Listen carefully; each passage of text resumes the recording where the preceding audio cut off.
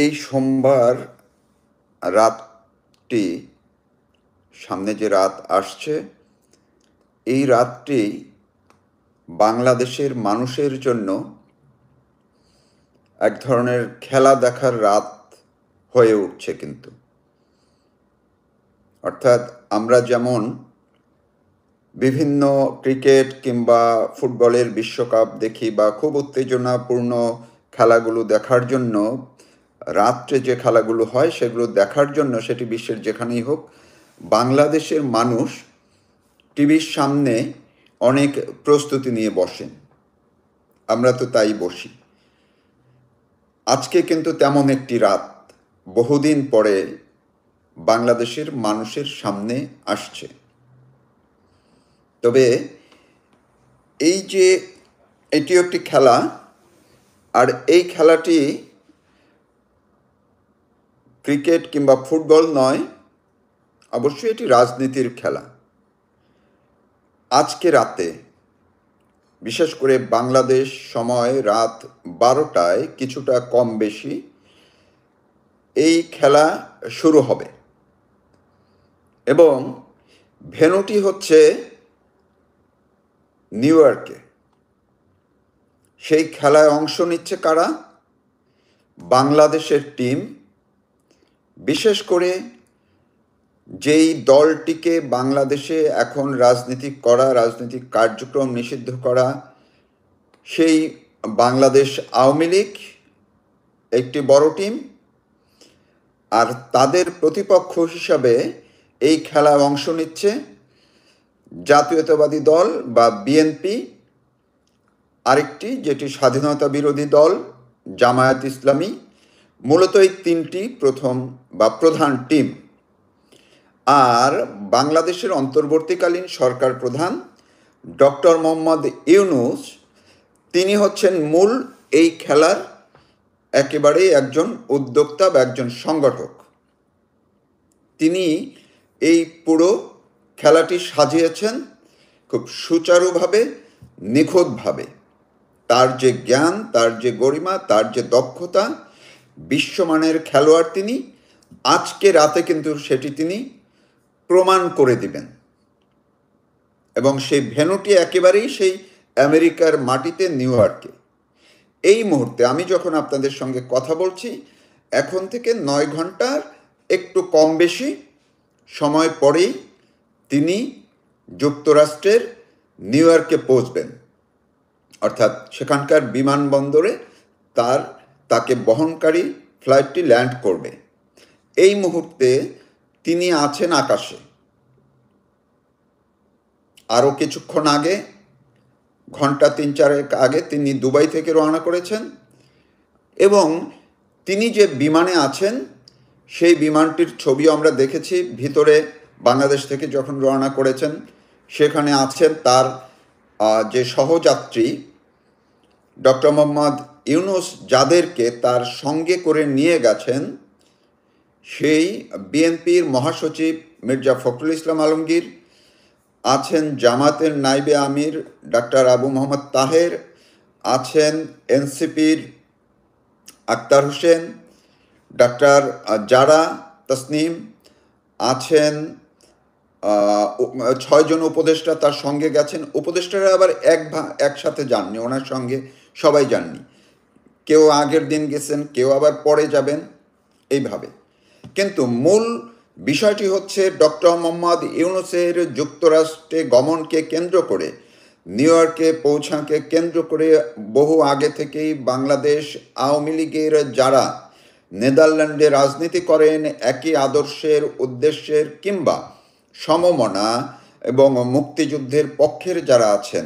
পাশাপাশি আরেকটি বিষয় আপনারা একটু সূক্ষ্মভাবে শুনবেন, সেটি হচ্ছে শুধুমাত্র আওয়ামী লীগ কিন্তু নয়, বিভিন্ন ইস্যুতে গত 13 মাসে যারা ডক্টর মোহাম্মদ ইউনূসের উপরে ক্ষুব্ধ হয়েছেন, সংক্ষুব্ধ হয়েছেন, তাকে বাংলাদেশের সরকারে দেখতে চান না, এবং যারা তাকে মনে করেন যে ডক্টর মোহাম্মদ ইউনূস একজন সফল সরকার প্রধান হতে পারছেন না, ব্যর্থ হয়েছেন, এই চিন্তা ভাবনার মানুষগুলো কিন্তু তারা প্রস্তুতি নিয়েছেন বিভিন্নভাবে, এবং এই আজকে বাংলাদেশ সময় আজকে মধ্যরাত্রে 12টার কিছু সময়, 12টার আগে থেকেই তারা নিউ ইয়র্কের এই বিমান বন্দরের আশেপাশে অবস্থান নেবেন, তাকে কালো পতাকা দেখাবেন, প্রতিবাদ জানাবেন। আর যেহেতু এই পরিস্থিতিটি বুঝে ডক্টর মোহাম্মদ ইউনূস কৌশলগত কারণেই লন্ডনের অভিজ্ঞতা কাজে লাগিয়ে তিনি বিএনপি নেতাকে জড়িয়েছেন এর মধ্যে, অর্থাৎ বিএনপিকে জড়িয়েছেন। শুনেছি বিএনপির ভারপ্রাপ্ত চেয়ারপারসন তারেক রহমান সরাসরি নিজে গত 3-4 দিনের দফায় দফায় নিউ ইয়র্কে বা যুক্তরাষ্ট্রে বিএনপির নেতাকর্মীদেরকে নিজে সংগঠিত করেছেন, সংগঠিত হয়ে এই আওয়ামী লীগের বিরুদ্ধে সেখানে অবস্থান নেওয়ার জন্য নির্দেশ দিয়েছেন। যদি সেখানে ডক্টর মোহাম্মদ ইউনূসের সফরসঙ্গী হিসেবে যারা যাচ্ছেন সেই বিএনপি নেতারা কোনোভাবে অ্যাটাক হন, কোনো কিছুর শিকার হন, যাতে করে সেটি প্রতিহত করতে পারেন। একইভাবে জামাতের যারা আছেন, আপনারা জানেন যুক্তরাষ্ট্রের জামাতের অনেক বড় একটি অবস্থান আছে, তারাও সব স্টেট থেকে এবং অন্যান্য দেশ থেকেও সেখানে যাচ্ছেন। ডক্টর মোহাম্মদ ইউনূসের নিজস্ব ব্যক্তিগত ব্যবসায়িক যে প্রতিষ্ঠান আছে সেখানকার অনেকগুলো স্টেটে, তাদের সবার ছুটি, পরিবার সহ নিউ ইয়র্কে আসতে বলেছে গেট টুগেদার করার জন্য, এবং সেখানে তারা অবস্থান নেবেন। এই যে টোটাল পরিস্থিতিটার মধ্যে ডক্টর মোহাম্মদ ইউনূস খুব বুঝে শুনেই আজকে রাত্রি বাংলাদেশের মানুষের জন্য তাদের ঘুম হারাম করে দিয়েছেন। বাংলাদেশে যে তিনি বারবার যুদ্ধের কথা বলছিলেন, কিন্তু কোনোভাবেই অঙ্ক মিলছিল না, বাংলাদেশের যুদ্ধ বাধাতে তিনি এখন পর্যন্ত পারেননি। আর সেই জন্য সেই যুদ্ধটা তিনি নিউ ইয়র্কের মাটিতে নিয়ে গেছেন। তিনি বাংলাদেশকে খাটো করার জন্য তিনি এখন নিউ ইয়র্কে এই বিএনপি, জামাত এবং আওয়ামী লীগের মধ্যে সেইখানে একটু উত্তপ্ত উত্তেজনাকর পরিস্থিতি তৈরি করেছেন, যাতে বিশ্ববাসী দেখবে বাংলাদেশের মানুষ সেখানে নিজেরা হাতাহাতি করছেন, মারামারি করছেন, যেটি ইতিমধ্যেই গত রাত্রে নিউ ইয়র্ক সময় গত রাত্রে কিন্তু এক দফা হয়েছে বিএনপি এবং এই আওয়ামী লীগের নেতাকর্মীদের মধ্যে। এক দফা না, 2 দফাই হয়েছে, যদিও ছোটোখাটো। কিন্তু আজকে রাতে অর্থাৎ নিউ ইয়র্ক সময় দুপুর 2:20 ডক্টর ইউনূস নামবেন নিউ ইয়র্কের বিমানবন্দরে, তখন বাংলাদেশ সময় 12:20 রাত্র। এই সময়টিতে আপনারা বুঝুন যে ডক্টর ইউনূস কতটা ধুরন্ধর প্রকৃতির মানুষ।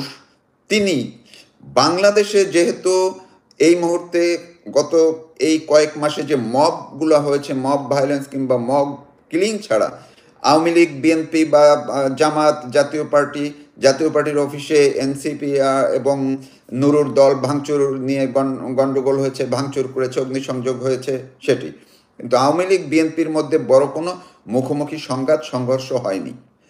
যেহেতু তিনি এটি পারেননি ঘটাতে, যুদ্ধের মতো পরিস্থিতি, বরং দেশে তার বিরুদ্ধে যে জনরোষ তৈরি হচ্ছে, বিভিন্নভাবে মানুষ ভুগছে, সাধারণ মানুষ এখন তার বিরুদ্ধে কথা বলছেন, এই পরিস্থিতিটাকে অন্যদিকে নিয়ে যাওয়ার জন্য, রাজনৈতিক উত্তেজনা বাড়ানোর জন্য তিনি এখন বাংলাদেশের যুদ্ধ পরিস্থিতি, বাংলাদেশের রাজনৈতিক অস্থিরতাকে নিউ ইয়র্কে পৌঁছে দিয়ে নিউ ইয়র্কে ঘটানোর জন্য, অস্থিতিশীল করার জন্য এবং নিউ ইয়র্কে যখন আপনাদের এই বিএনপি, জামাতের সঙ্গে আওয়ামী লীগের যদি মুখোমুখি কোনো পরিস্থিতি তৈরি হয়, সেটি যে বাংলাদেশেও তাৎক্ষণিক প্রভাব পড়বে। ধরুন, আমি উদাহরণ দিচ্ছি, আমি চাই না যে এমন কিছু হোক, কেউ অন্তত পক্ষে চাই না, যারা শান্তিতে বিশ্বাস করি।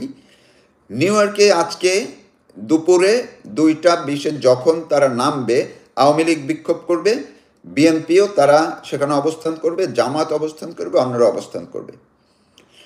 কোনো পরিস্থিতিতে সেখানে যদি খুব বড় কোনো ঘটনা ঘটে যায়, তাৎক্ষণিকভাবে বাংলাদেশে ওই রাত্রেবেলায় বিএনপি কিংবা ছাত্রদল কিংবা জামাতের তারা বসে থাকবেন? তারা নিশ্চয়ই আবার অস্থির হয়ে, উত্তেজিত হয়ে টিভি বন্ধ করে তারা পথে নেমে যাবে। এই যে বিশৃঙ্খল অবস্থা, এবং যদি পথে নেমে যায়, যদি নতুন কোনো পরিস্থিতি তৈরি হয়, তখন কি হবে? অনেকেই আবার বলছেন তারা যখন নিউ ইয়র্কে থাকবেন, সেনাবাহিনী সতর্ক একটা অবস্থানে থাকবেন। তো সেদিকে আমি যেতে চাই না, কারণ সেটি পরিস্থিতি আজকে রাত্রে বোঝা যাবে। কিন্তু এটি তো সত্যি কথা যে আজকে রাতে আমি যে শিরোনামটি করেছি, আজ রাতে বাংলাদেশে কি হবে, আজ রাতে আর কিছু হোক বা না হোক, সবার দৃষ্টি বাংলাদেশের মানুষের চোখ টিভিতে থাকবে, কিংবা এই মোবাইলের দিকে থাকবে, পত্রপত্রিকা থাকবে, অনলাইনে থাকবে, এবং সবাই এক ধরনের শ্বাসরুদ্ধকর, উত্তেজনাকর পরিস্থিতি নিয়ে তাকিয়ে থাকবেন। এবং ঘুম মোটামুটি ওই যে 12:20 সেই 12টা বেজে যাবে বাংলাদেশের মানুষের। ডক্টর মোহাম্মদ ইউনূস এই কাজটি করেছেন। উনি যদি নিজের সেফটির জন্য, নিজের নিরাপত্তার জন্য, নিজের গা বাঁচানোর জন্য, এবং নিজের গায়ে যদি যারা জুতো দেখাবে কিংবা স্লোগান দিবে সেটি বিএনপির ঘাড়ে চাপিয়ে না দিয়ে, জামাতের ঘাড়ে যদি চাপিয়ে না দিয়ে, তাদেরকে এর মধ্যে না জড়ালে কিন্তু কোনো বিষয় ছিল না। তিনি যেতেন, তার বিরুদ্ধে হয়তো বিক্ষোভ হতো, তিনি সভা করে জাতিসংঘের সাধারণ অধিবেশনে অংশ নিয়ে তিনি চলে আসতেন। তিনি সেই শান্তিপূর্ণ অবস্থানটি চাননি বলে আজকে রাতে বাংলাদেশের মানুষের ঘুম হারাম করে সব মানুষ যাতে টিভির পর্দায় নিউ ইয়র্কের দৃশ্য দেখার জন্য উত্তেজিত হয়ে এক ধরনের কৌতূহল নিয়ে তারা তাকিয়ে থাকেন, বসে থাকেন। এবং এই ঘটনা শুধু 12:20 শুরু হবে সেটি না, এমনও হতে পারে আগে এবং আরও দীর্ঘ সময় পর্যন্ত চলবে। এমন পরিস্থিতিটি, আবারও আমি এইটুক বলে শেষ করছি, এই পরিস্থিতিটি ডক্টর মোহাম্মদ ইউনূস তৈরি করেছেন খুব সুকৌশলে, ধুরন্ধর পরিকল্পনা, মেটিকুলাস ডিজাইনের। এইটিও কিন্তু মেটিকুলাস ডিজাইনটি এখন গালি হয়ে গেছে, কিন্তু এটিও তার অংশ। আপনারা আবার ভাবুন, তিনি বিএনপি এবং জামাতকে কেন নিয়েছেন? বাংলাদেশে মূলত অস্থিরতা বাড়ানোর জন্য, রাজনৈতিক পরিস্থিতি উদ্বেগপূর্ণ করার জন্য, উত্তেজনাকর করার জন্য। অন্যদিকে নিউ ইয়র্কে গিয়ে সেখানে এই বিএনপি জামাতের তাদের মধ্যে এতদিনকার সৌহার্দ্যপূর্ণ অবস্থা বিচ্যুতি ঘটানোর জন্য, সেইখানেও একটা অস্থিরতা, সেইখানেও একটা আতঙ্ক ছড়ানোর জন্য, সংঘাতপূর্ণ অবস্থান তৈরি করার জন্য, এবং বিশ্ববাসীকে দেখানোর জন্য যে বাংলাদেশ আসলে রাজনৈতিকভাবে অস্থিতিশীল। দেখেন, নিউ ইয়র্কে এসেও এই জামাত, বিএনপি এরা নিজেরা মারামারি করে। এই কথাটি কিন্তু আপনারা মনে রাখবেন। তখন কিন্তু সিনে ডক্টর ইউনূস থাকবেন না। তিনি বলবেন মারামারি করেছে কারা? এটা তো রাজনৈতিক মারামারি করেছে এই আওয়ামী লীগ, বিএনপি, জামাত, তারা করেছে, আমি তো আর মারামারি করতে যাইনি। কিন্তু ঘটনাটা যে তিনি ঘটিয়ে ফেললেন সেটি কিন্তু আর তখন আড়ালে চলে যাবে। তো বিষয়টি আপনারা অন্ততপক্ষে বুঝবেন এবং রাত্রে দেখতে থাকুন কোন দিকে যায় দৃশ্য, এই খেলাধুলা কেমন হয়, খেলাটি কতটা জমে, নাকি